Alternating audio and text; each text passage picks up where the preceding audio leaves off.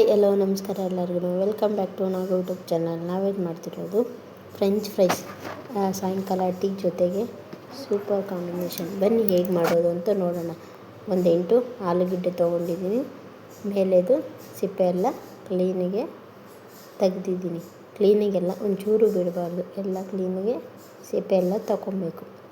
ನಾವು ತಗೊಂಡಿದ್ದಾದಮೇಲೆ ನಾವು ಈ ಕಡೆ ಎಲ್ಲ ಒಂದೊಂದೇ ತೆಗೆದಿದ್ದಾದಮೇಲೆ ಫುಲ್ ಕ್ಲೀನಿಗೆ ತಗೊಬೇಕು.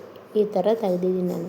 ಫುಲ್ ತೆಗ್ದಿದ್ದಾದಮೇಲೆ ಎಲ್ಲ ತಗೊಂಡಿದ್ದೀನಿ ನಾನು. ಒಂದು ಸ್ವಲ್ಪ ನೀರು ಹಾಕಿ ಚೆನ್ನಾಗಿ ಒಂದು 5 ನಿಮಿಷ ತೊಳ್ಕೊಬೇಕು. ಅದು ಮಣ್ಣೆಲ್ಲ ಇರುತ್ತಲ್ವ ಆಲೂಗಡ್ಡೆಯಲ್ಲಿ, ಎಲ್ಲ ಕ್ಲೀನಾಗಿ ತೊಳ್ಕೊಂಡಿದ್ದಾದಮೇಲೆ ಈ ಕಡೆ ಒಂದು ಸ್ಟವ್ ಮೇಲೆ ಒಂದು ಕಡಾಯಿ ಇಟ್ಕೊಂಡು ಅದರಲ್ಲಿ 3 ಲೋಟ ಅಷ್ಟು ನೀರು ಹಾಕಿದ್ದೀನಿ. 3 ಲೋಟ ಅಷ್ಟು ನೀರು ಹಾಕ್ಬಿಟ್ಟು 1 ಸ್ಪೂನಷ್ಟು ಉಪ್ಪು ಹಾಕ್ಬಿಟ್ಟು ಸಣ್ಣದಾಗೆ ಇವಾಗ ಫ್ರೆಂಚ್ ಫ್ರೈಸಿಗೆ ಹೆಂಗೆ ಕಟ್ ಮಾಡ್ಕೊಂಡಿರ್ತೀವೋ ಹಂಗೆ ಈ ಥರ ಕಟ್ ಮಾಡಿ ತಿಳ್ಕೊಂಡಿದ್ದೀನಿ ನಾನು. ಚೆನ್ನಾಗಿ ಒಂದು 5 ನಿಮಿಷ ನೀರು ಕುದ್ದಿದ್ದಾದಮೇಲೆ ಸ್ವಲ್ಪನೇ ಹಾಕ್ಕೊಬೇಕು. ಎಲ್ಲ ಹಾಕಿ ಒಂದು 5 ನಿಮಿಷ ಚೆನ್ನಾಗಿ ಬೇಯಕ್ಕೆ ಬಿಡಬೇಕು. ಒಂದು 5 ನಿಮಿಷ ಮಿಕ್ಸ್ ಮಾಡ್ಕೊಂಡಿದ್ದು ಚೆನ್ನಾಗಿ ಬೇಯಕ್ಕೆ ಬಿಡಬೇಕು. ಬೇಯಕ್ಕೆ ಬಿಟ್ಮೇಲೆ ಈ ಕಡೆ ಒಂದು ಕಡಾಯಿಗೆ ಎಣ್ಣೆ ಹಾಕಿ ಅದನ್ನು ಎಣ್ಣೆ ಬಿಸಿಯಾಗಿ ಬಿಡಿ. ಈ ಕಡೆ ಬೆಂದಿದ್ದಾದಮೇಲೆ ನಾವಿವಾಗ ಬೇಯಿಸಿ ಎತ್ತಿಟ್ಕೊಂಡಿರ್ತೀವಲ್ವ ಅದನ್ನು ಬೇರೆ ಪ್ಲೇಟ್ಗೆ ಟ್ರಾನ್ಸ್ಫರ್ ಮಾಡ್ಕೊಬೇಕು. ನೀರೆಲ್ಲ ಕ್ಲೀನಿಗೆ ಸಪ್ರೇಟ್ ಮಾಡ್ಕೊಬೇಕು.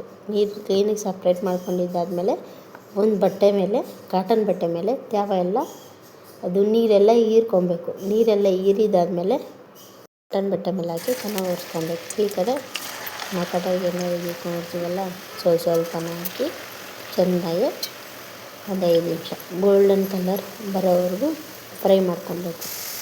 ಚೆನ್ನಾಗಿ ಒಂದು 5 ನಿಮಿಷ ಗೋಲ್ಡನ್ ಕಲರ್ ಬರೋವರೆಗೂ ಫ್ರೈ ಮಾಡ್ಕೊಂಡಾದ್ಮೇಲೆ ನಾವು ಈ ಕಡೆ ಟ್ರಾನ್ಸ್ಫರ್ ಮಾಡ್ಕೋಬೇಕು.